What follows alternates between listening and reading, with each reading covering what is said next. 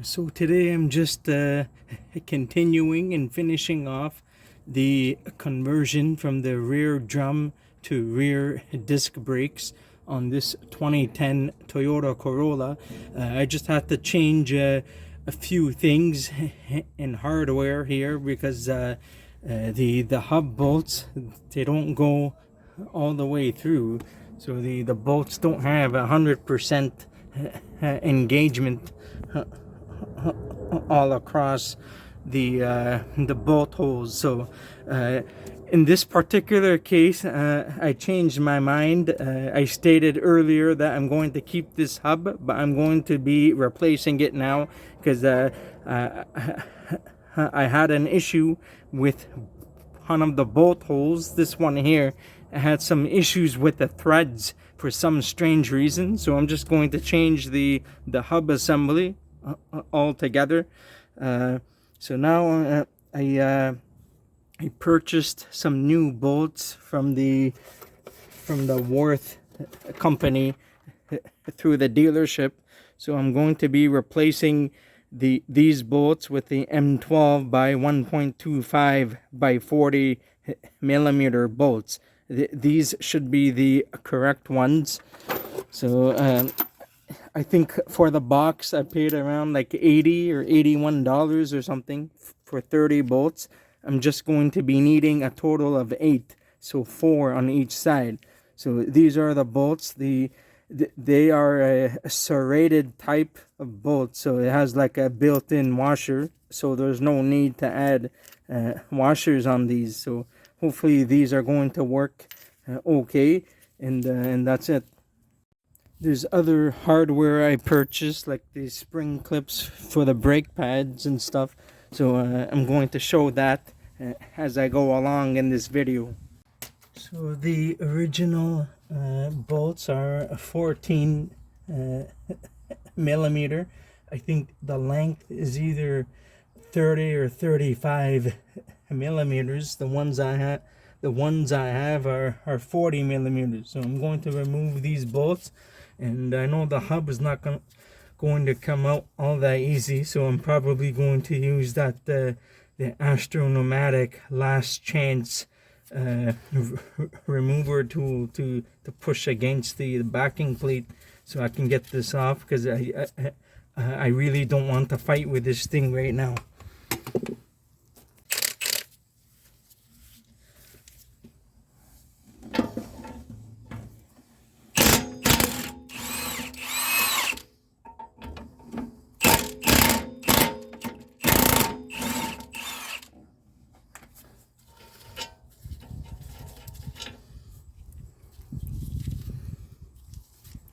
So that's the 2 top bolts, and now the 2 bottom bolts.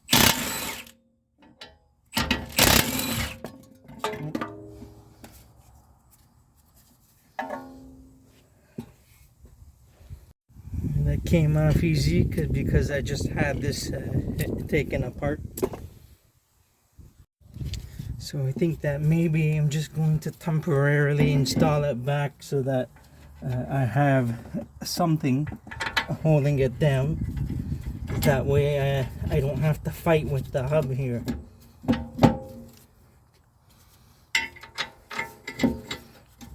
I need a platform to work on because it's not going to be easy to work on the floor trying to get the hub off. So I'm just going to tighten this up a little bit by hand just to hold it down in place.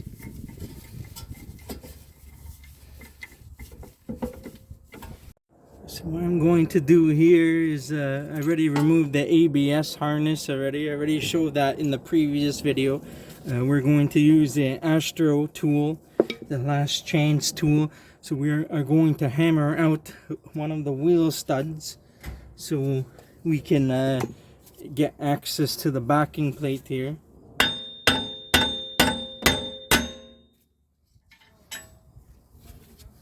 Remove the wheel stud. Put this through here. I'm probably going to go right here against the backing plate, so it's going to do minimal damage to the backing plate.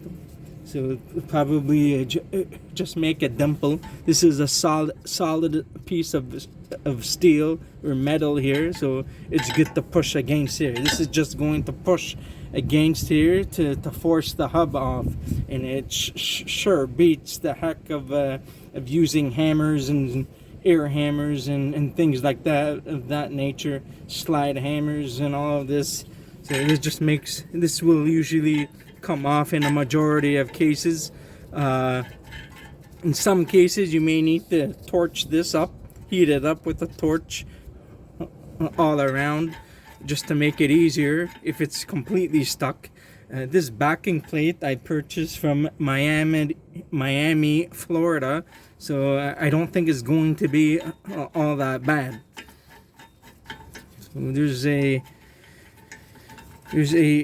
flat protector piece that can go in the back here, so it doesn't do too much damage to the backing plate.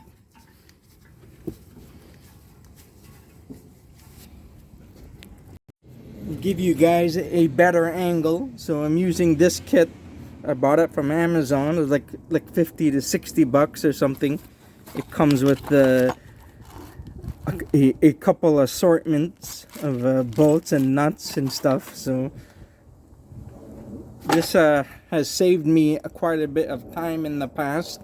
So you could probably use these bolts a few times or so before it's completely damaged. So this is a 24.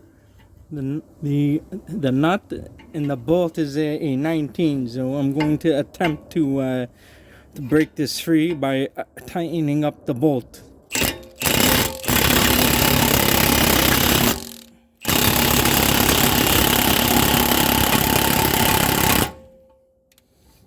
You can see that it came free now, so I'm going to loosen it up.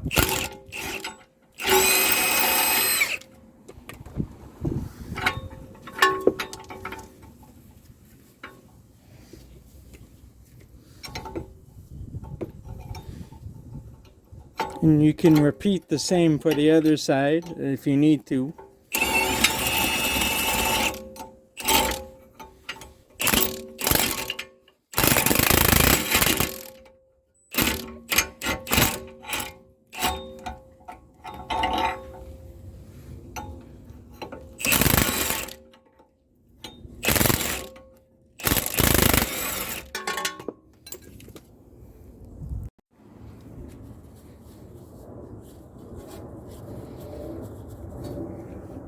So now I'm just making sure if the hub bolts came out, but it was not in all the way. I just put it in a few threads or so.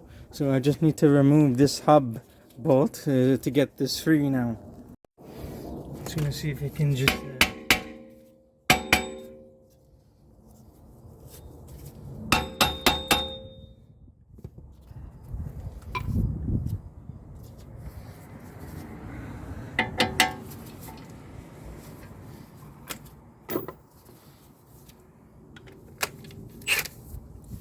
I'm trying to loosen this up.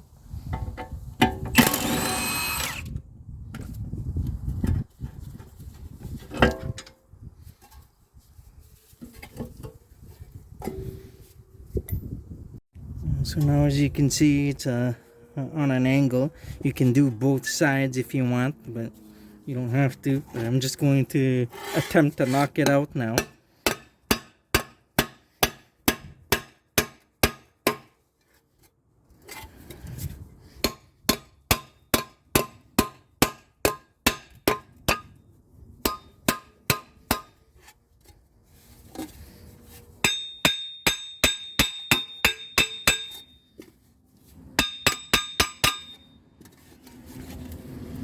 It's a lot easier if you do both sides so that it pulls up against it evenly.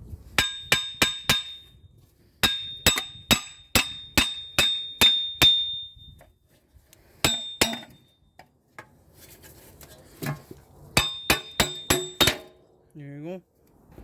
It's out now. There's not too much rust because it was not from the rust belt. So if you look closely, it barely made any damage to the backing plate. So this hub was not too badly seized. The other one that I did off camera was more seized. It was a cow to get off. Anyhow, I'm just going to clean this up a little bit.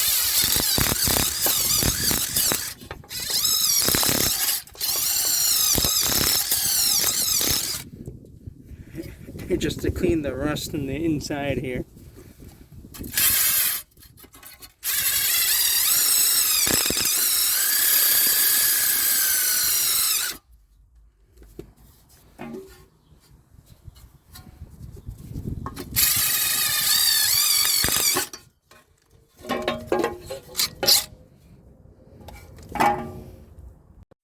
So now I'm going to be installing the new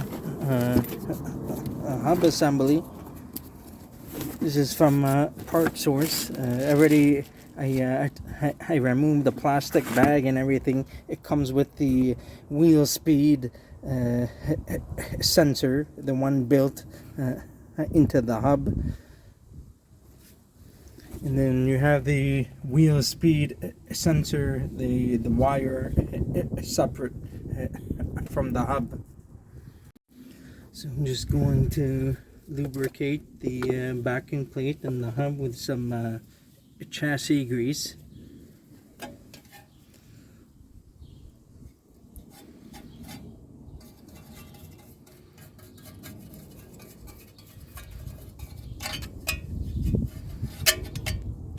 You can use NTCs or wheel bearing grease or anything that you like to prevent rust. I live in the Rust Belt, so it's very problematic here in the Ontario GTA area.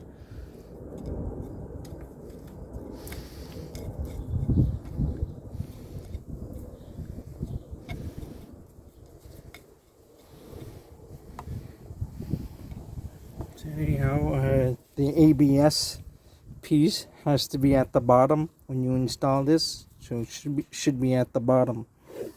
So we need to install this all together at the same time and to line it up just like so. Line up the bolt holes properly, get this inside at the same time. Sometimes it can be tricky to line them up.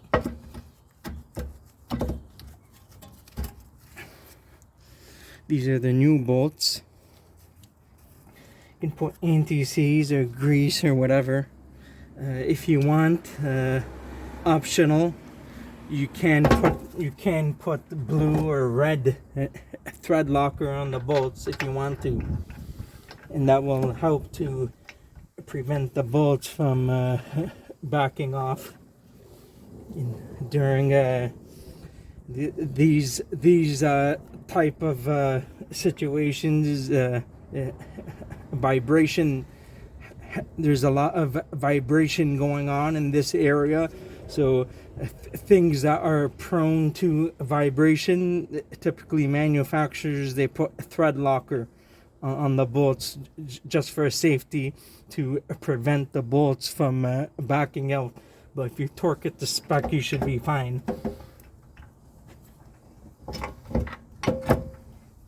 So I'm just lining up the bolt hole threads now.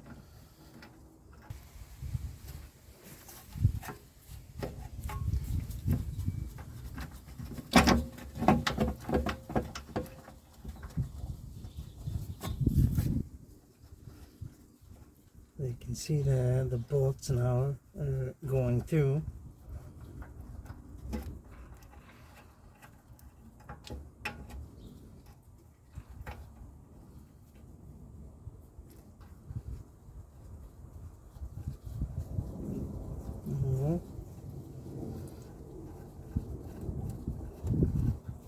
So you can see the bolts are all the way through now, the way it's supposed to be. It's okay if it's okay if it's flush or a bunch of threads out. as long as it's not obstructing anywhere. So I think that this should be perfectly fine in this scenario.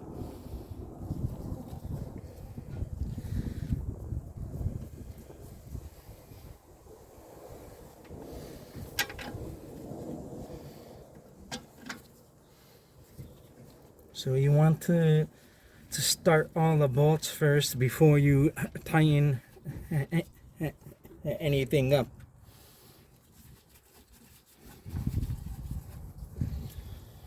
You want to get all four inside the threaded holes, so that you are not fighting with any of the bolts. You want to get all of the bolts in first.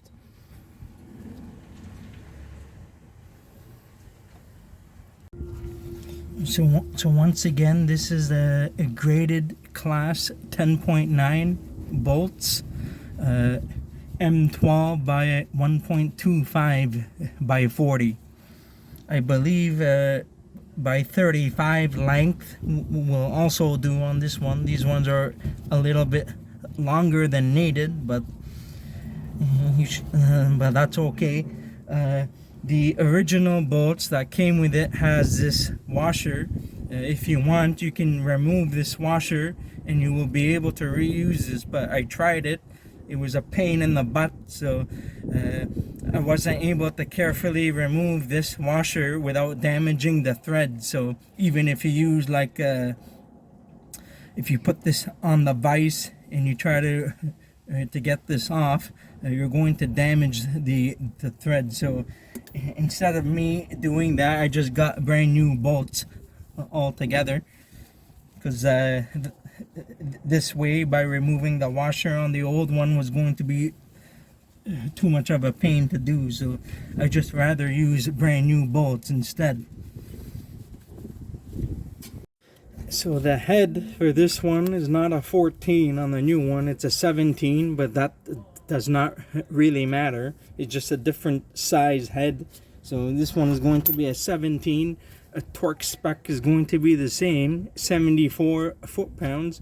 I put a bit of grease so you can reduce the torque spec by maybe 10%, 20%, and that's fine if you want, if you put anti-seize on it, because ideally you're supposed to reduce the torque spec, but it's not going to be a big deal for this stuff.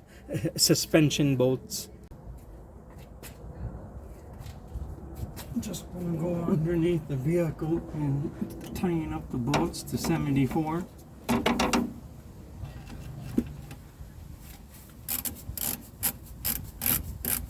You can use an impact just to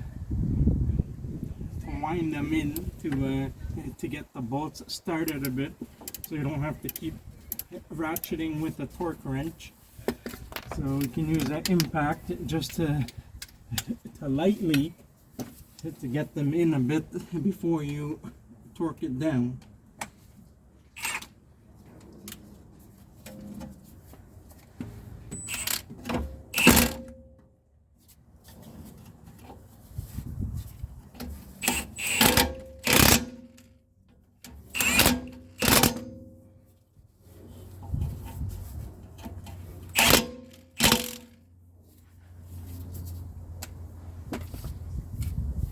Now I'm going to torque it down 74.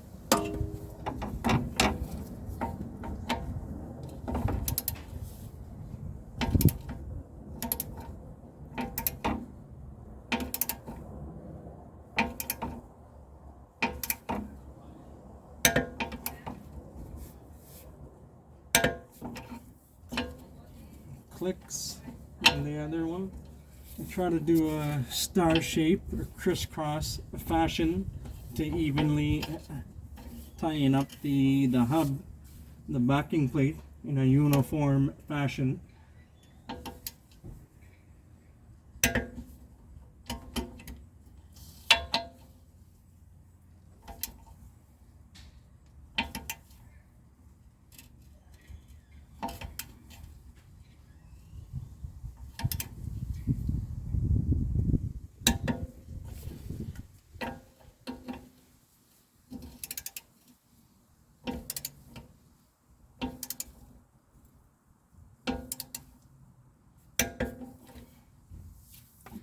That should be good.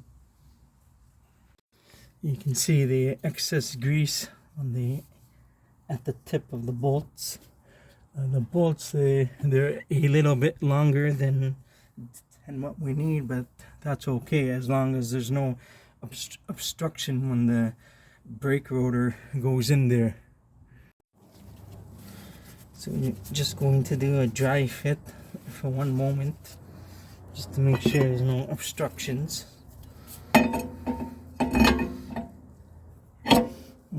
It's perfectly fine. There's no issues at all. So when you have the threads flush at the outside part of the hub or more, then you have 100% engagement of that bolt. It's perfectly safe now. I didn't feel comfortable driving this vehicle for the week when there was 2 or 3 threads not all the way in. It's not safe, so you should make sure that the bolt holes go through all the way. So when you look from behind, you don't need to add any washers here because you have the serrated style bolts, so there's no need for washers. Just making sure everything looks okay, we can install the ABS connector harness back in the plastic piece.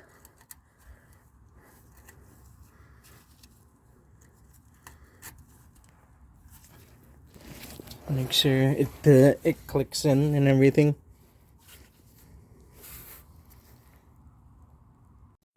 So now we are ready to reinstall the brake rotor and everything. I'm just going to put some anti-seize.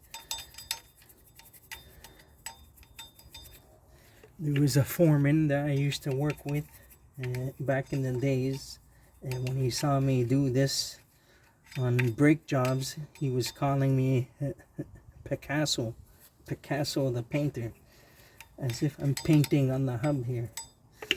So it was just an inside joke. So because of the way I apply the anti-seize, most guys don't like using this stuff because it makes a mess, a gigantic mess, and it sticks onto everything. Most guys just like to spray the hub with like white grease or something like that. Sometimes I use like fluid film or whatever, but I feel that anti-seize works best on the hubs to prevent rust, but you have to put a little bit of somewhat of a thick layer to prevent rust on the hub.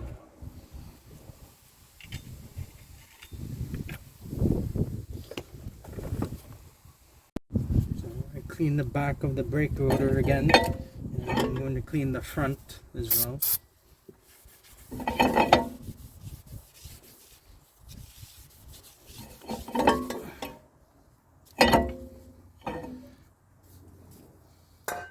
It's good to put like an axle nut or a wheel stud installer tool to hold the brake rotor in place.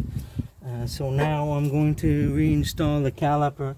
I got the hardware clips for the brake pad, so I'm going to install those in just a bit. There's some like minor adjustments and stuff that I need to do, and then that's going to be it. So I'm going to install the brake caliper now.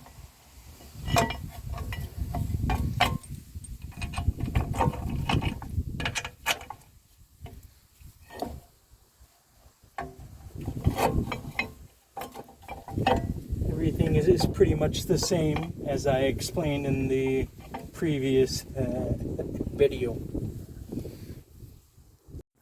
So I installed the caliper bolts now. I got some hardware stuff.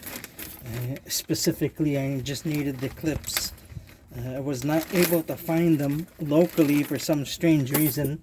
They were not like readily available, as in the set of brake pads or in a separate hardware. So I have to get it online from Rock Auto. These are the spring clips that I was having a look for. There are the opening for the 2 holes on each end. One here, one here. Because this is going to prevent premature wear of the brake pads. And what this does is it keeps the pads pushed away when the brakes are not applied. So that way it's not dragging as you're driving the vehicle. And this, the bottom, the same thing. So these clips, they may seem like they don't do much, but they are actually very important, because this is going to help to reduce the rolling resistance of the vehicle. Otherwise, the brake pads may slightly drag when the wheels are spinning and the brakes are not applied. So this helps prevent this problem. So every vehicle is different. So if a manufacturer designed it this way, then you must use these spring clips, because you may have issues if you don't use them. So anyhow, that's that. We are ready to install the caliper back, and then continue on with the adjustments that I need to do on this vehicle. So install the caliper now.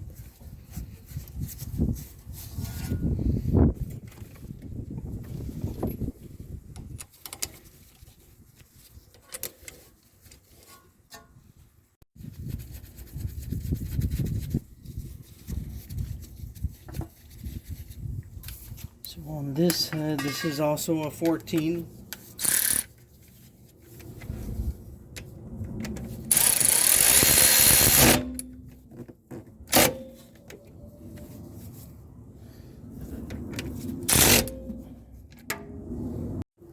And sometimes you may need to do a final tightening by holding down the slider pin and where the hex is, to tighten up a little bit further if needed. So sometimes if a wrench doesn't work, you can use a vice grip or channel lock pliers or whatever to help you, to assist to hold down the slider pins as you tighten up the bolt. You just need to tighten it down slightly. These don't need to be on extremely tight. Just be careful to not damage the boot, and do the same for the bottom. So just verify, make sure everything is tight, and to push back and forth on the caliper, make sure everything is moving freely. So now just doing some minor adjustments now. Everything is done pretty much for this side. I want to fix this zip tie issue here. I don't really like zip ties in most situations. I like to do the proper thing. So I bought some clips. I don't know if it's going to work. So I've seen some people, they drilled some holes into the beam axle to make it work. And so I don't know if this situation is going to work for me. I can, if I want to, push this down and drill a hole if I want to, but let's see. I bought some clips from Amazon and from Rock Auto, but I don't know if this is going to work, so I'm going to see if this fits or not. So at the very end, I found a mounting hole over here. There was a threaded hole here, so I just put a zip tie here and over here to hold it in place. The brake hose is not going anywhere. It's not the best thing that I like to do, but that's what I'm going to that's what I'm going to do for the time being until I come up with a different solution. I don't think there's any issue with doing this, because this is not going anywhere. So it's nice and secure. I put 2 zip ties. I know it's not 100% professional, but if later down the road I figure a solution, then I'll do something else, and I will do an update video. So I think that's going to be it for now. That completes the project for the drum to disc brake conversion on this 2010 Toyota Corolla.